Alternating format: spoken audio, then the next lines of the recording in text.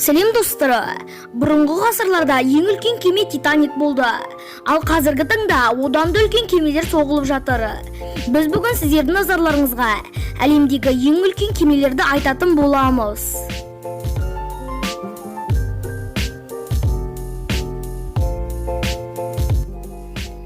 Мәліметтер 20 ғасырдың екінші жартысында басқа ірі танкерлер салынды. Бірақ олардың барлығы қазірдің өзінде есептен шығарылды.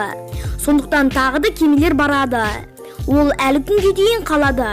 Алғашқы тізімде 396 метрлік контейнерлік тасымалдаушы Мәліметтер. Ол 14 мың контейнерге дейін тасымалдай алады.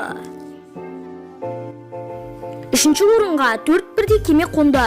Олар Тай Еуроп, Тай Азия, Тай Африка және Тай Океания 2 еселенген танкері. Олар 2003 жылы Хелспон Гроуп компаниясында жасалды.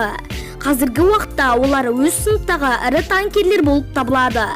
Бірақ олардың екеуі қалқымалы қойма ретінде пайдаланылуда.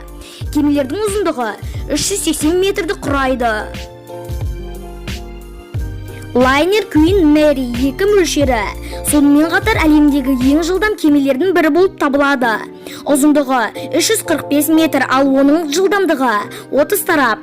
Бұдан басқа әлемдегі ең алғашқы лайнер 81 күн ішінде әлемдік турнир жасайды.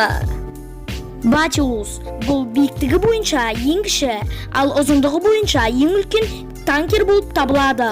Және де әлемдегі ең үлкен танкерлердің ішіне жатады. Бұл танкердің ішіне 27 ғана адам сыя алады. Видеомызды аяқтамас бұрын Бестерік ТВ арнасын ұсынғым келеді. Сіздер ол жерден қызықты мәліметтер және пайдалы кеңестерді біле аласыздар. Сілтемесі төменде. Достары, сіздерге бұл видео қызықты әрі пайдалы болса, лайктарыңызды аямай басып кетіңіздер. Ал сіздер бұл арнаны бірінші рет көрсеңіздер, арнамызға тіркеліп қоңыраушаны басып қойыңыздар. Сол кезде біздің ең қызықты мәліметтерімізден құр қалмайсыздар. Ал сіздермен бірге болған бұл қызықты мәліметтер арнасы сау болыңыздар.